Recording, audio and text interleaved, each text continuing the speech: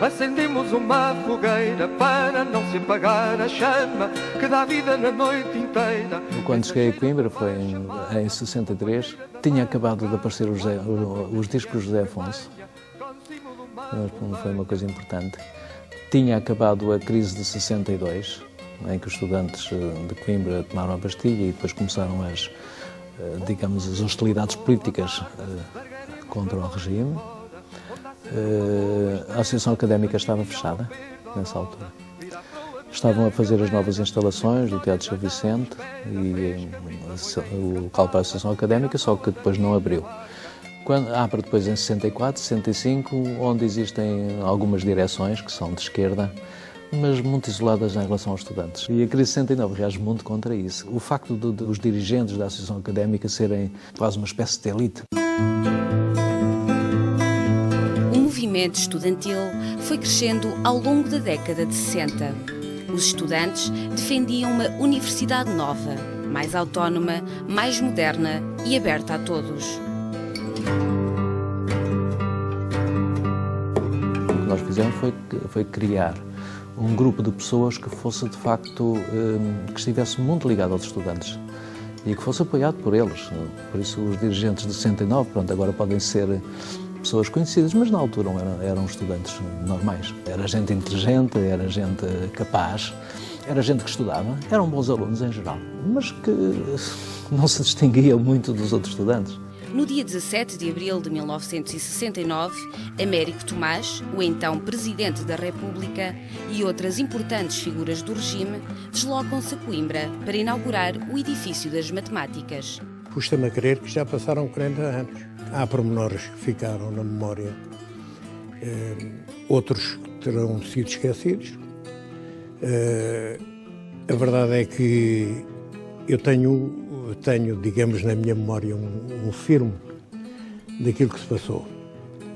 E pensando um bocado sobre o assunto, há um ou outro pormenor que eu acho estranho, porque na sala 17 de Abril, onde eu fui fazer a reportagem com o técnico para, na altura, emissora nacional, só havia 3 indivíduos ligados à comunicação. Era eu, era o técnico e era o fotógrafo, o formidável, que tirou várias fotografias que estão aí na Casa da Cultura, suponho eu. Ora bem, é estranho que uma inauguração de um edifício com a presença do Presidente da República não se tenham aproximado os profissionais da comunicação. Outro pormenor importante é que já desde a véspera se pensava em Coimbra que ia acontecer qualquer coisa. E porquê? Porque não sei se conhecem a Rua Garrett, que desce da penitenciária para a Praça da República, havia uma coluna de carros da Guarda Nacional Republicana anti-manifestação. Põe aquelas redes à frente do carro para evitar as pedras, etc. Ora bem, portanto, qualquer coisa se estava à espera. Mas ninguém pensou, efetivamente, o que é que poderia ser.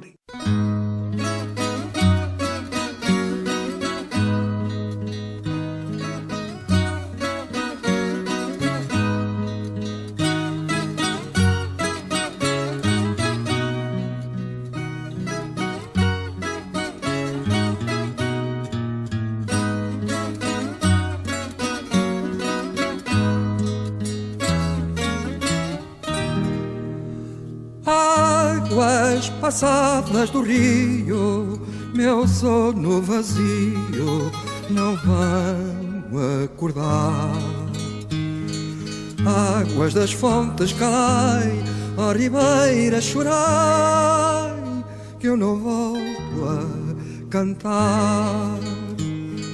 Rios que vão dar ao mar.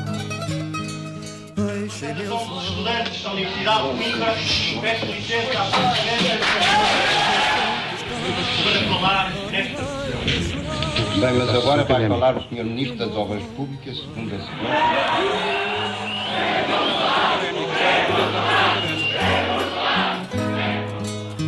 A crise de 69 foi independentemente do valor que essas pessoas têm e da coragem que o Alberto Martins teve em levantar-se e pôr-se a falar. Ele podia ter sido morto naquele momento. A polícia estava preparada para entrar com os cães e aquilo era alto, as pessoas podiam sair, podia ter havido acidentes, aquilo podia ter sido muito complicado. O Presidente da República e os ministros abandonam a sala. Alberto Martins não foi autorizado a falar. Que eu não volto a... Os estudantes foram proibidos de falar. Aqueles que dizem que muito se espera dos estudantes proíbem-nos de falar num paternalismo policial. Não dão aos estudantes a possibilidade de livremente se exprimirem. Se efetivamente a Universidade Portuguesa, se efetivamente a Universidade de Coimbra interessa ao país, então devemos todos estar a construí-la. A União dos Estudantes conseguiu hoje uma grande vitória. Não pôde a polícia impedir-nos de entrar na nossa universidade. Não pôde o próprio corpo docente da universidade impedir-nos que estivéssemos aqui agora a dirigir algumas palavras. Não pôde o próprio Governo da Nação e a própria Polícia Internacional e Defesa do Estado, que dentro da universidade...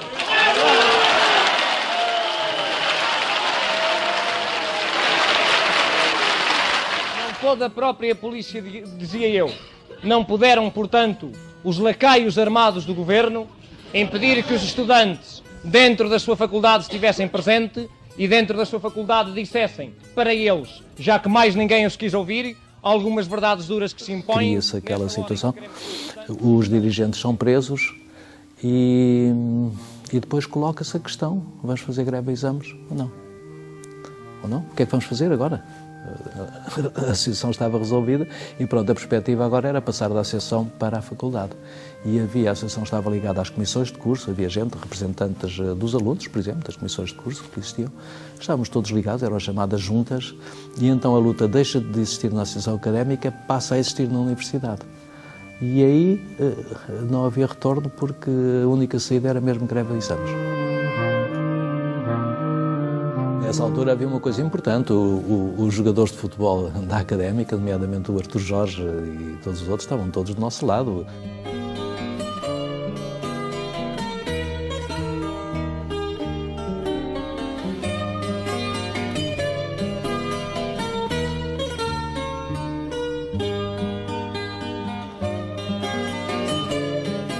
Evidentemente que havia jogadores da Académica que nós sabíamos nos casos e viemos a confirmar noutros que estavam claramente envolvidos no movimento estudantil e no movimento político estudantil. A partir do momento em que foi decretado o luto académico na Assembleia Magna, os próprios jogadores também estiveram ao lado dos estudantes, nomeadamente usando um emblema, um adesivo por cima do símbolo, usando uma abraçadeira branca quando jogavam de preto. E há até um jogo curioso, já em finais de maio, frente ao Sporting, a Académica joga de branco, não que fosse necessário jogar de branco, mas porque queriam mostrar essa nuance da contestação, então equiparam de branco com uma abraçadeira preta, para ser um pouco mais visível a questão da abraçadeira. Essa fotografia ainda passou, mas os jogadores foram interrogados pela PIDE, em que lhes perguntaram, então, mas porquê é que vocês fizeram isso? Não era preciso mudar de equipamento, percebia-se muito bem a diferença entre as equipas, porquê é que fizeram isso? E houve um jogador que brilhantemente se desculpou, dizendo que o preto absorvia muito mais a radiação do sol, e então, por questões de calor, decidiram jogar de branco com a braçadeira de preto. E depois também, para o próprio final da taça, a Académica entrou em passo lento, coisa que antes nunca fazia. A Académica entrava a correr, com a capa à volta dos ombros e do pescoço, e naquele jogo entrou passo lento, com o adesivo por cima do símbolo, e com a capa descaída, e também em sinal de luto. Foi através do futebol que a imprensa amordaçada deste país pôde furtar-se à censura e transmitir, através de jornais diários, quando dava as notícias esportivas dos eventos da Académica, que algo mais para além do futebol estava envolvida nessa saudação à Académica e à Juventude de Coimbra.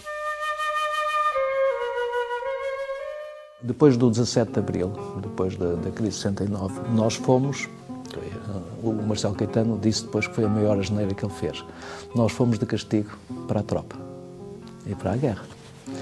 E fomos incorporados em Mafra, portanto na recruta, eram 40 pessoas que tinham processo disciplinar, foram para a guerra, foram para a recruta, e aí acontece uma coisa muito engraçada, é que toda a gente em Mafra dizia que vêm lá uns indivíduos terríveis, monstruosos, terroristas, que querem destruir o país.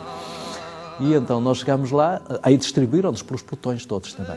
Nós ficámos à noite numa caserna sozinhos, portanto à noite discutíamos o que íamos fazer, aliás em 2 casernas. E durante o dia andávamos distribuídos pelos vários pelotões a fazer exercício. Mas nós éramos em geral pessoas simpáticas, que falávamos com toda a gente. A nossa ideia aqui no 25 de Abril era um pouco romântica, que é assim, conquistar os estudantes, conquistar os professores, conquistar a população, conquistar os guardas, de modo aquela história de oferecer as flores aos guardas. Não havia de facto hostilidade, havia uma tendência a conquistar. Tínhamos sempre uma atitude de sedução. Daí a Operação Flor, a Operação Balão.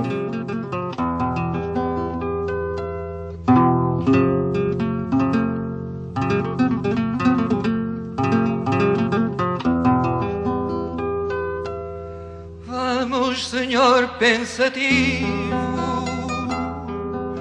olha o cachimbo a apagar. O soldadinho não volta do outro lado do mar. Quando eu chego à Guiné, o general Spínola vem ao barco, em 72, e vem procurar por quem? Por estudantes de Coimbra. Onde estava lá eu, que tinha sido dirigente, mas também estavam muitos que tinham perdido o ano e que por isso tiveram que ir para a guerra. E pronto, lá nos apresentámos, ele falou, recebeu-nos muito bem. Embora de facto na guerra nós tivéssemos... Eu tive 8 colocações sempre de mato para mato, pronto, não foi realmente protegido nem nada que se parecesse. Mas pronto, fazíamos o possível e o nosso discurso era este, sim senhora, nós somos contra a guerra, mas estamos aqui. O nosso discurso para os oficiais, que depois fazem o 25 de Abril. Eu tinha, por exemplo, em Teixeira Pinto, na Guiné, nos locais onde tinha na Guiné, tinha na parede um poema que era Como Fazer um Herói.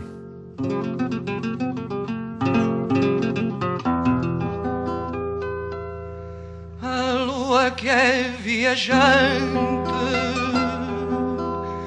é que nos pode informar.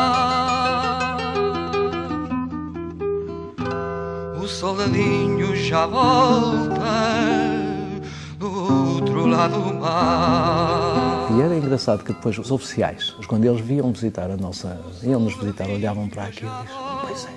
E aí começavam a dizer, nós também somos contra a guerra.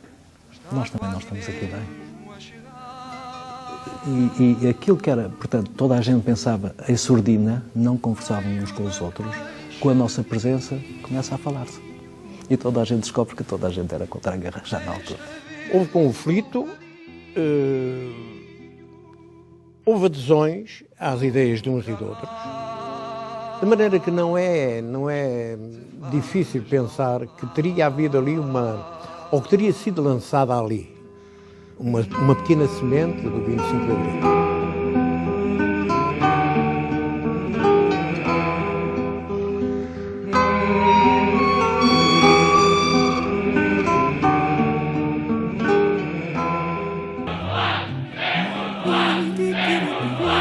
O país precisa mais do que nunca de uma escola aberta a todos e não a uma minoria economicamente favorecida. Aprendamos a lição da unidade. Só a unidade é condição da firmeza da nossa luta e só a firmeza da nossa luta é condição da nossa vitória. Nada estará vedado aos estudantes portugueses. Uma universidade nova é